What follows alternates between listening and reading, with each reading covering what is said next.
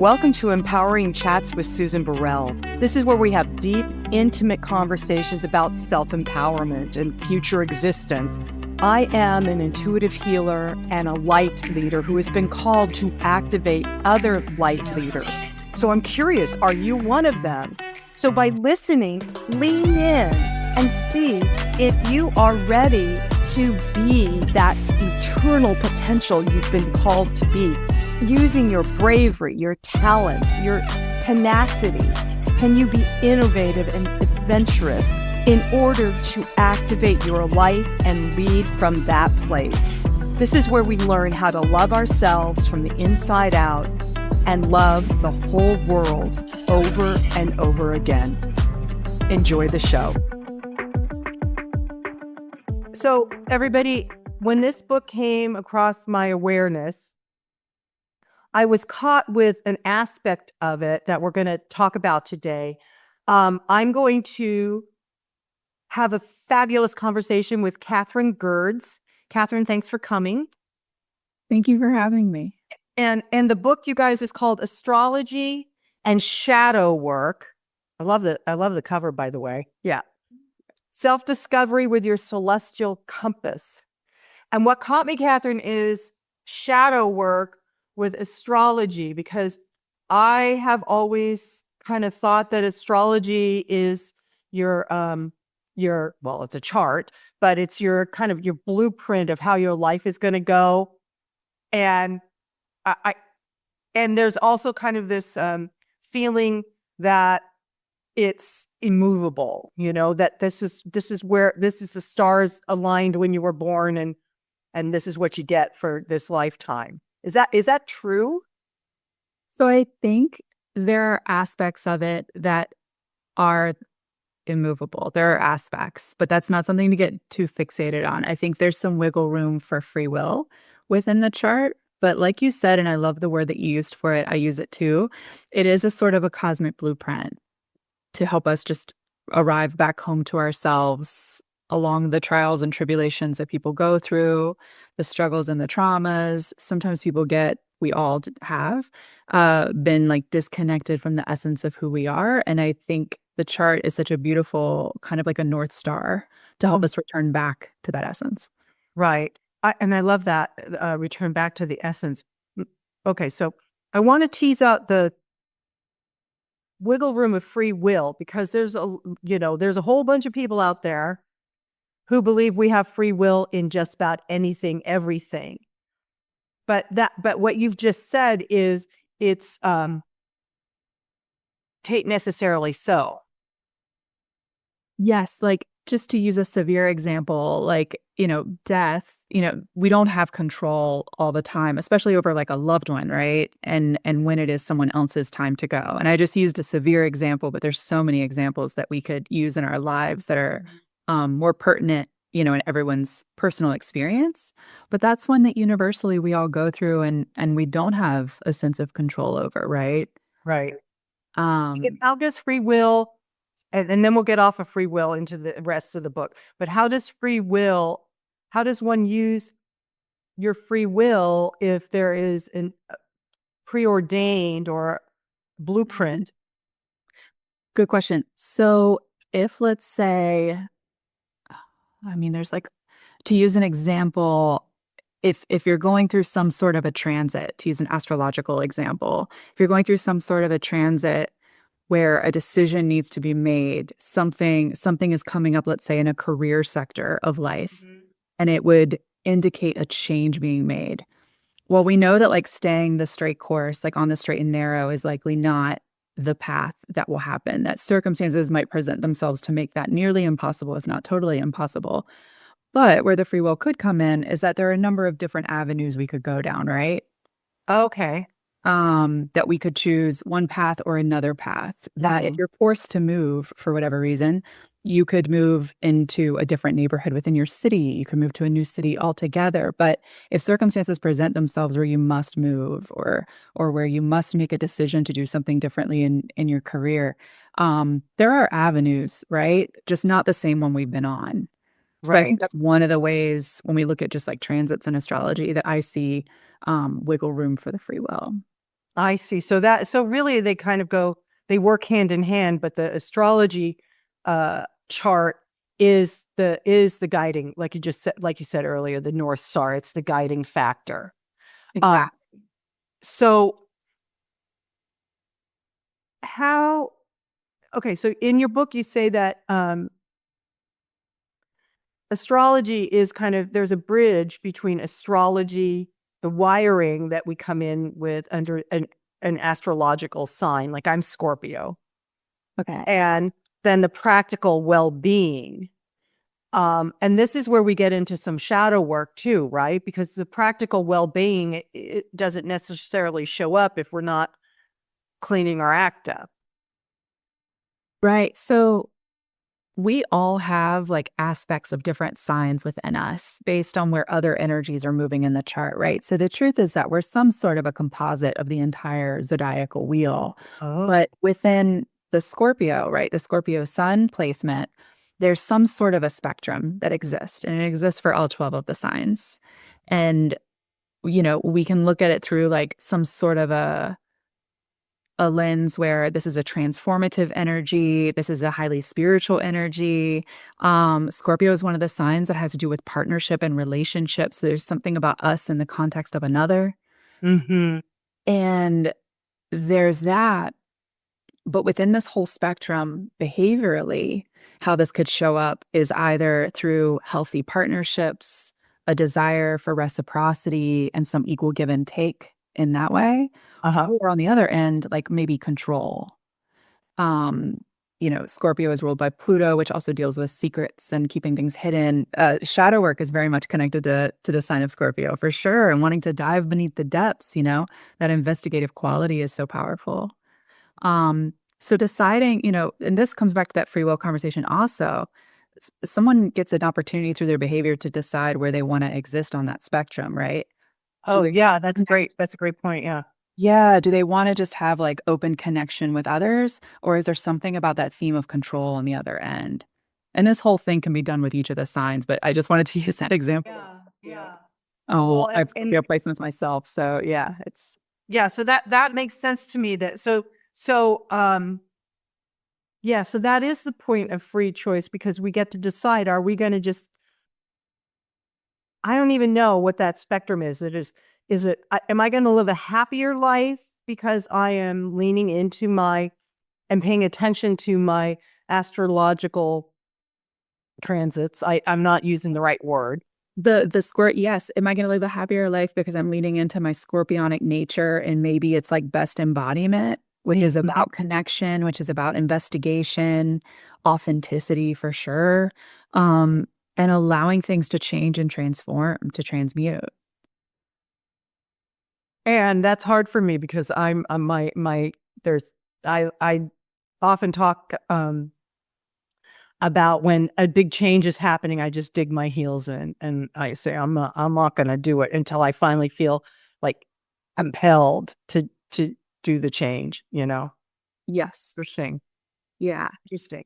So let's talk about because in your book, okay, there's a couple of things I want to tap on. In your book, you list the planets and how they work with the astrological signs. Now, why is that important? Just for people that don't really know. Sure. So on a surface level, I think people who are like even mildly into astrology have an awareness of their sun sign, right? They know when they're born, they come across enough content to where it's unavoidable. You know what your sun sign is, right? Um, and like I said earlier, we're like this composite of the chart. We're a composite of so many different energies from the different signs, a composite of the signs. So I think with the planets, diving into what the planetary meaning is by house and by sign, which I also break down in the first part of the book. Yeah. Diving into those energies and how they show up just offers another piece. I think when we all start diving into the chart, we notice that like we're this multifaceted being. And the truth is, like, of course, we're a multifaceted being. Of course, we're not only one archetype, just a Leo, just a Scorpio. Like, of course, there's a lot going on. And so I think our charts really help us see that. And sometimes looking to where you have a lot of planetary energy or even just a planet or placement, And then putting those pieces together, we start to get a clearer view. Yeah. Well, that makes sense. And it makes sense that there's such a it's almost like all those things kind of fine tune us individually, because I believe we're all unique individual sparks of the divine. And you just explained a great deal of why that is, because of all the different degrees and houses on a chart and the planets that are either in that one house or they move, right? Because planets move in the celestial sky. Do they move through our chart too? There is a way to read that, and the word progressed is usually used here. So if someone starts talking about their progressed sun or progressed moon, then that can be what they're talking about, where the planets move.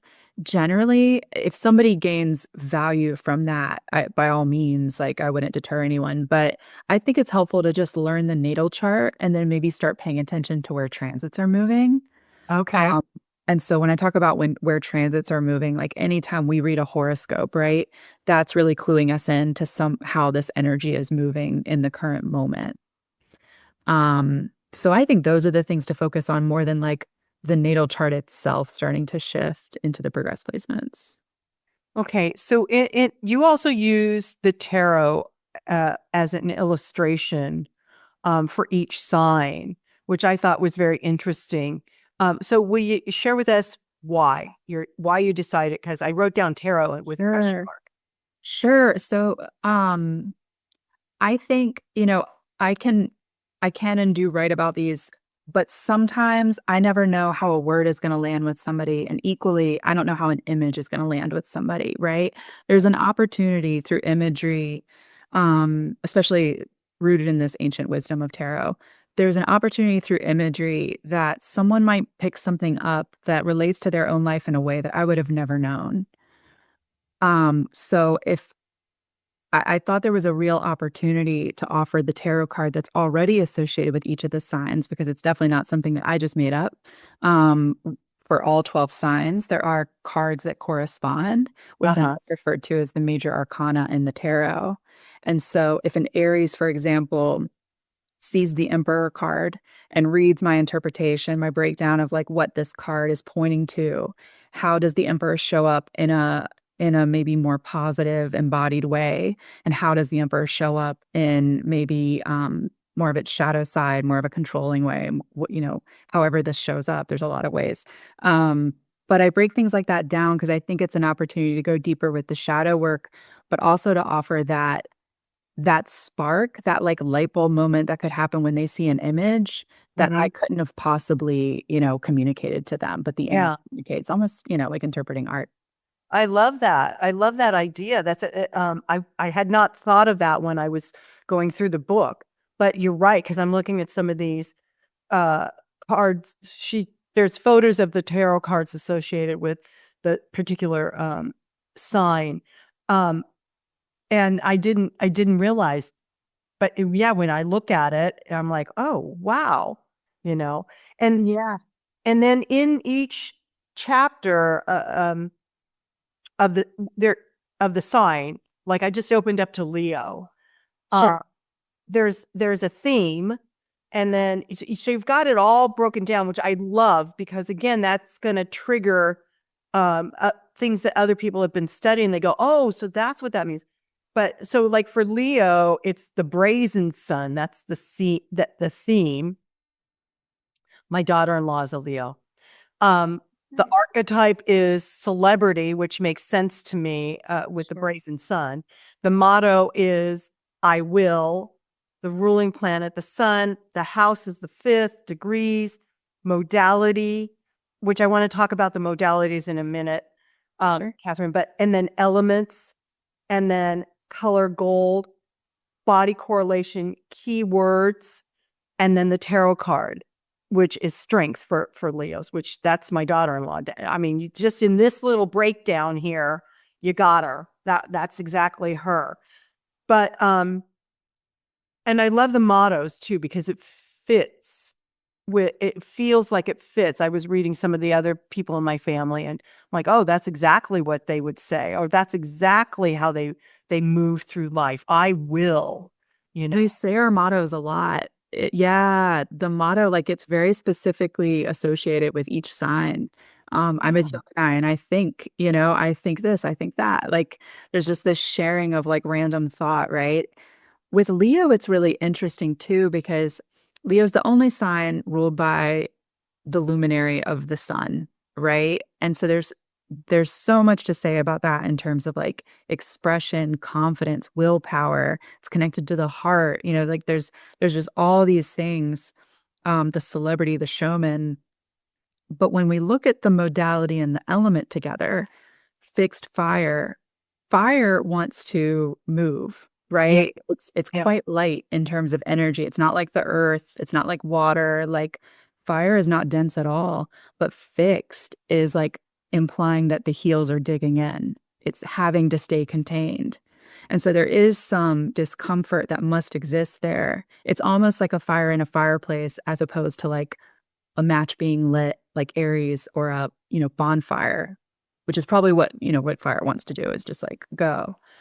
So I think for Leo, just to kind of like uh, hone in on this a little bit, I think there's something about learning how to express in a way where they don't have to feel like they're confined, where they feel like it's safe to Yeah. be themselves and to be free.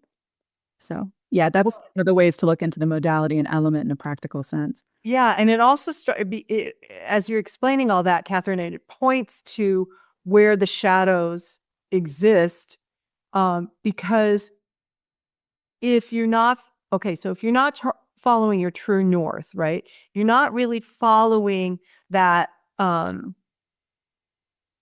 want to say soul prompt, because if this is a divine blueprint of why I'm here at this time, then it's kind of a blueprint of what the soul is wanting to grow and experience Sure. this time around.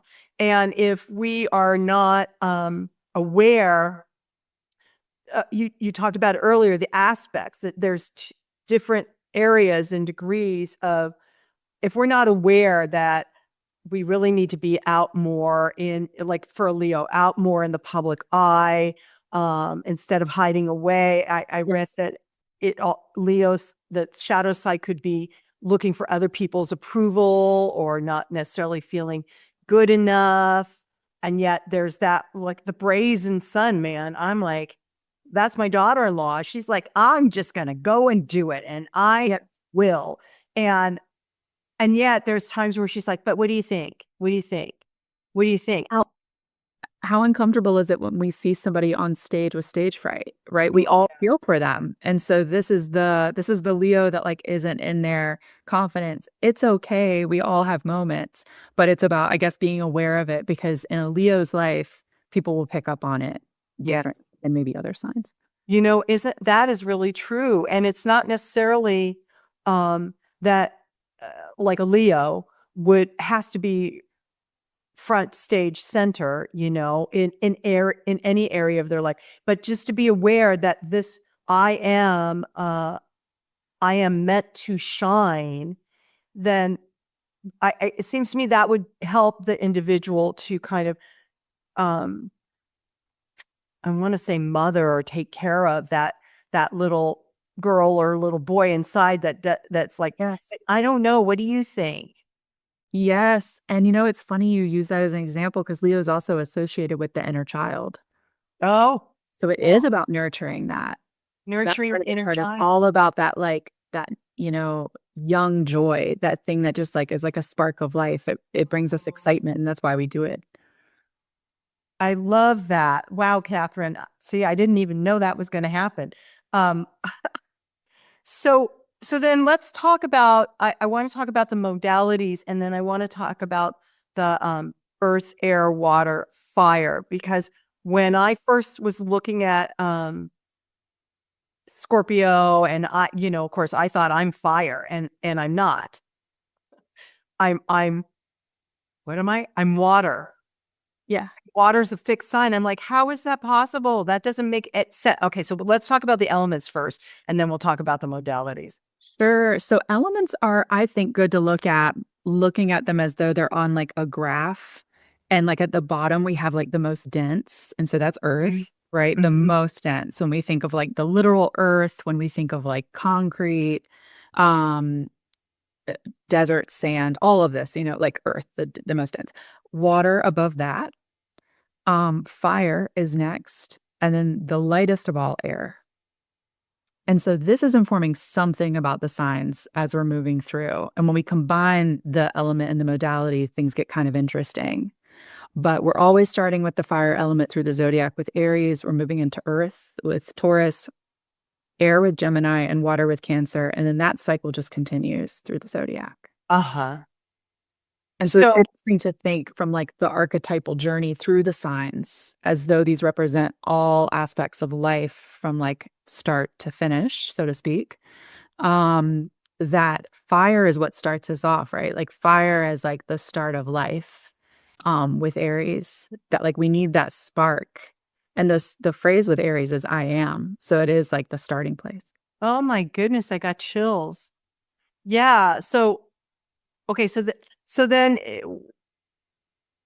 so then it goes fire, air, earth, Oh, water. earth, water, fire, air, Okay. from densest to lightest. But okay, from densest to lightest, but fire is the spark of life. Yes. Yes. Sorry if that was confusing because we do Yeah. start with the fire sign. Yes. So it's totally Oh, different there. But just in terms of density for understanding the signs, because when we generally talk about earth signs, we talk about stability, reliability, usually. These are like some of the first words with earth signs, Taurus, Virgo, Capricorn. And yes. so it makes sense, right? When we think about it as like, oh, that's more dense of an element. So it is Yes. earth reliable, like the ground beneath us. But air, when we talk about air signs, amongst other things, one of the words might be flighty. Well, it's the least dense. It's meant to move, right? Right. I think You that's just kind of described interesting. the other two people in my family. My son's a Taurus, and he's very reliable, and he's very, grounded, and he's a homebody, and he's a provider. It's so important. I don't know where he got that from. It must be his chart. And then my spouse is a Gemini, and he spends so much time in his head, and it's not like figuring out problems. He's just having a party in his head. And I'm like, so are you going to come down to earth and we can have a conversation right now? Yeah. That is what we do. I'm a Gemini as well. We do.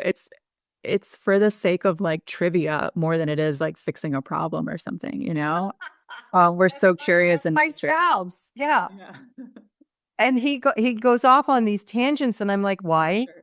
Why? That has not did were, were you here during the conversation with everybody else at the table?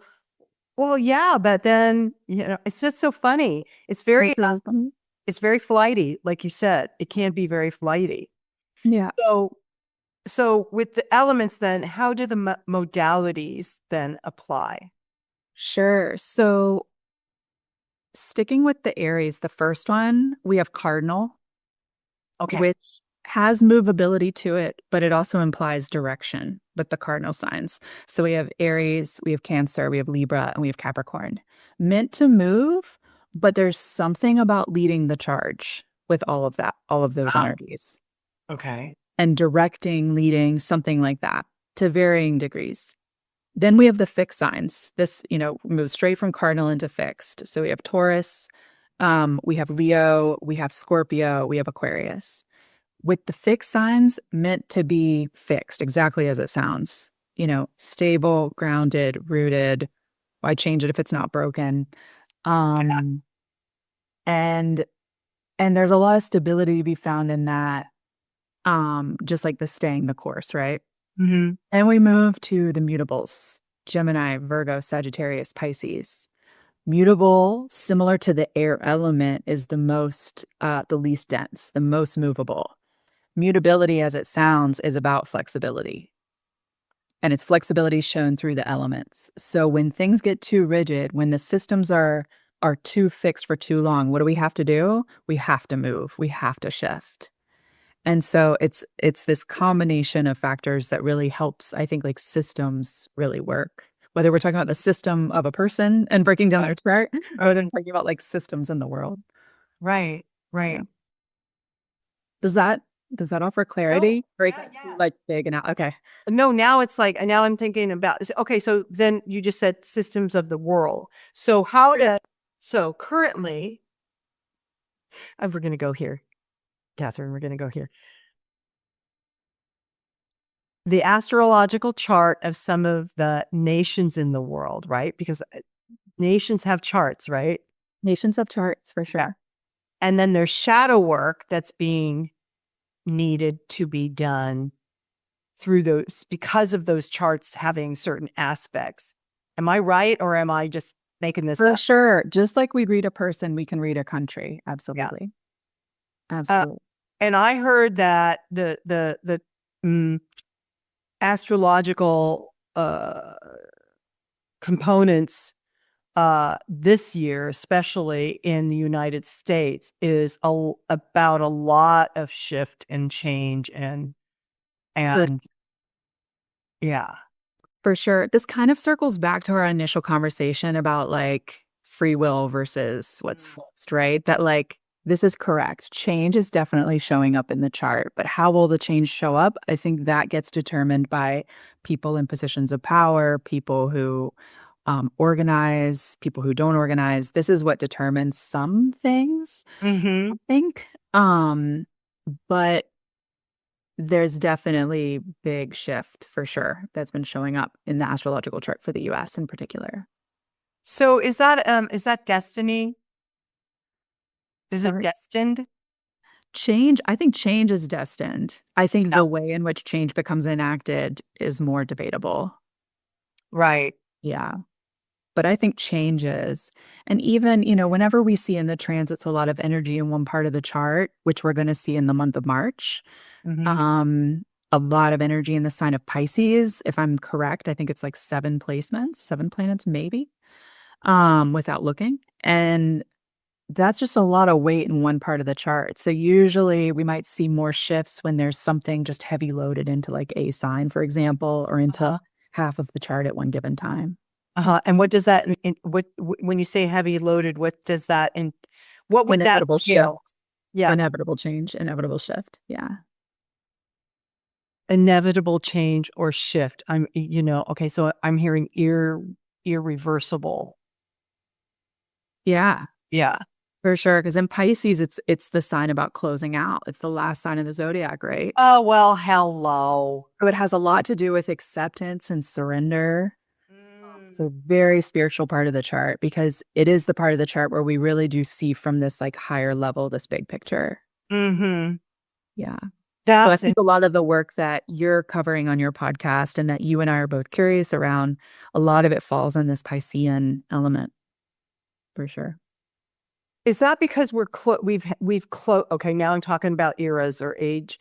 We've closed out the Piscean age, correct? And now we're in the Aquarian age.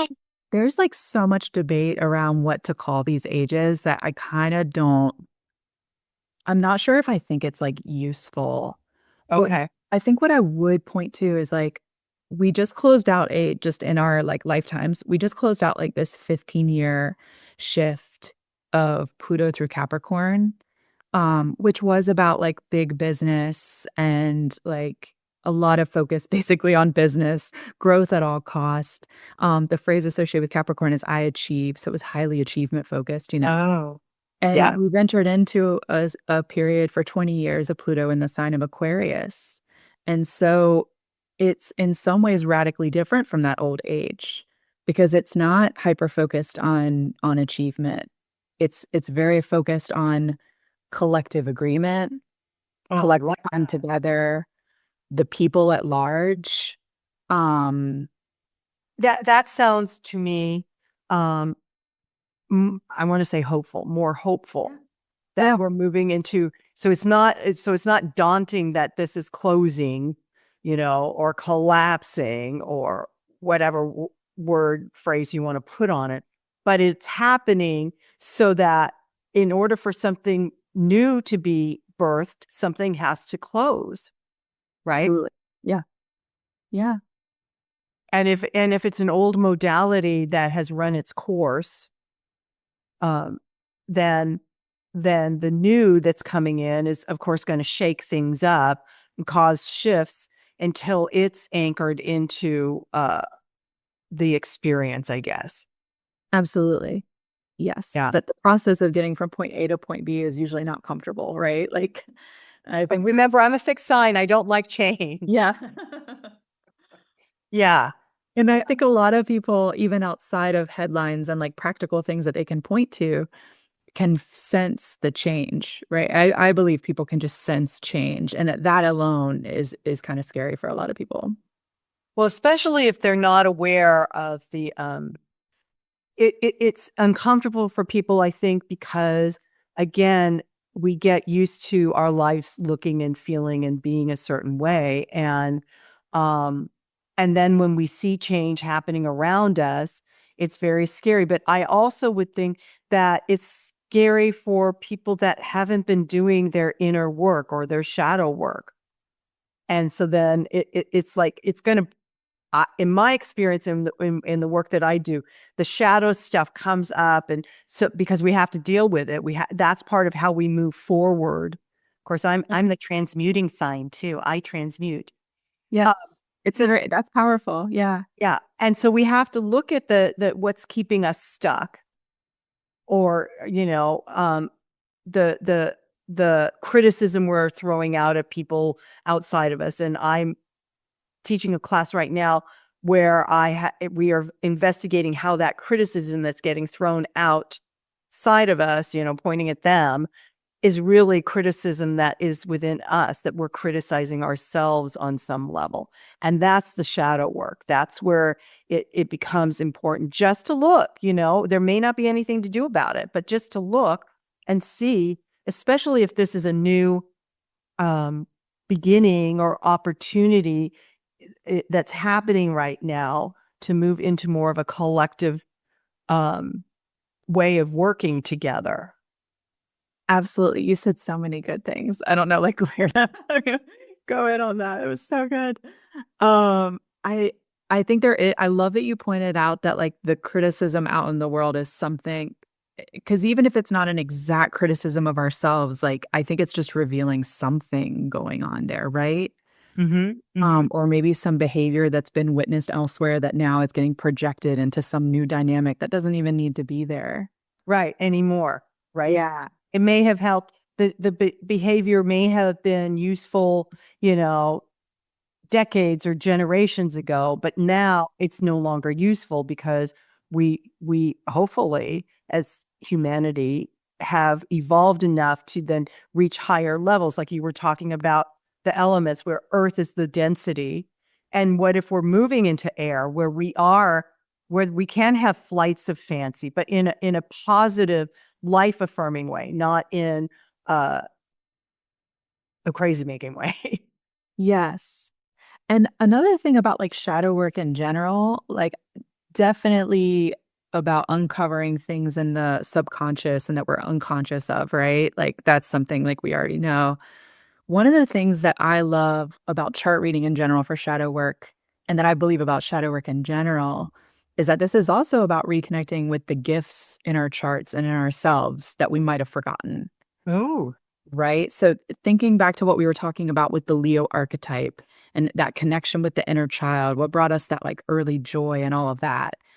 I believe that like somewhere on the path for a lot of us, the path from childhood to somewhere in adulthood, we ran into some sort of trauma or, situation that unfortunately disconnected us from Mm-hmm. the gifts. And that the chart is such a beautiful way to reconnect with the gifts. And that for me, like really diving into what's going on in a person's chart, where these energies are showing up is so much about reconnecting with your inherent gifts. I agree with you that we're all unique, right? And there is stuff in the chart that's always pointing to that. Yeah, and you have a section in your book, Intuitive Gifts, which I really appreciated. I had to pop in there and go, oh, I like that. Um, Yes, there's just so many that show up in the chart. I thought it deserved its own chapter. And especially for something that's so unseen and tangible as intuitive gifts, people sometimes can benefit from hearing like, no, this is a gift. This isn't Right. You're not crazy. Yeah, there's nothing wrong with you. Like, Yeah. not I have alone. a client who gets messages in her dreams or she's having she sees things, visions. And then she texts me, "Oh my God, and this, am I crazy?" And I'm like, "No, that's your intuitive gifts opening up, and you get to play with it. You get to feel it. You get to see it." And I think that for most people, and now I live in California, so I'm in the woo state, the really woo state. Yeah. But I think for most people, opening up to their intuitive gifts or remembering the intuitive gifts they came in with but forgot because, like you were saying, of the trauma early on in life, whatever that was, is important because I think the intuitive gifts that we can access when we're aware is what's also going to lead us to this new collective consciousness, this new group agreement that you mentioned earlier. Yeah, and I think there's other places in the book to see it too, like in the Jupiter's blessing section, Yes. the nodes with purpose. Um, because maybe that's another thing that I feel like really helps people, like helps society advance is first people starting with what their own purpose is, right? And seeing these gifts inside themselves and then feeling, for lack of a better word, right this moment, like special enough to share that or to Right. contribute. Right. Um, I think it's very sad. I think a lot of things in society around depression or people seeking to be in very controlling positions of power is really just about being out of alignment with your true gifts and with your true purpose. I would agree. Yeah. And now's the time, everybody. Now's the time to really align with your purpose and your gifts and bring that out into the world, however large or small, however you feel comfortable. But now is the time because we're in this soup together. So, um, Catherine, I still have other questions, but uh, what is what's one focus point you would like to share with everybody about your book? So when they pick up your book, what do you want them to focus on? Oh my goodness. The truth is, I would love for them to read it to start to finish so that they can learn how to interpret their own chart. I think it's so valuable to learn how to do this work. If you're genuinely curious, you feel like this is the work for you. But the meat of the book is definitely the middle section, which is the signs Yeah. and the zodiac breakdown. Because what I talked about earlier with that spectrum with each of the signs, I really feel like I share that in that section of the book. And that if there's just one thing to better understand, it's that spectrum existing in each of the signs. Yeah, I love that. I love that. And you guys, when you get the book, look at the back part with intuitive gifts and Jupiter's blessing and all of that, because that's like the sprinkles on top of the cake. So I appreciate that. Catherine Gerdes, the book is called Astrology and Shadow Work, Self-Discovery with Your Celestial Compass. Thank you so much for putting this together because it's very whole. It's very complete. I would love to going to the different signs and then I could just read through instead of having to go hop over to, okay, now the moon in Scorpio or the Scorpio in moon or what, just it's all right there. And it was really helpful. So thank you so much. I appreciate your effort and the work that you did. Thank you so much. And this was so fun chatting with you. Thank you so much for having me on your show. Oh, well, you're so welcome. You're so welcome. And I'm just going to end with, and so it is, namaste. Well, that wraps up our empowering chat for the day. I hope you enjoyed it and found it inspired you to be more empowered.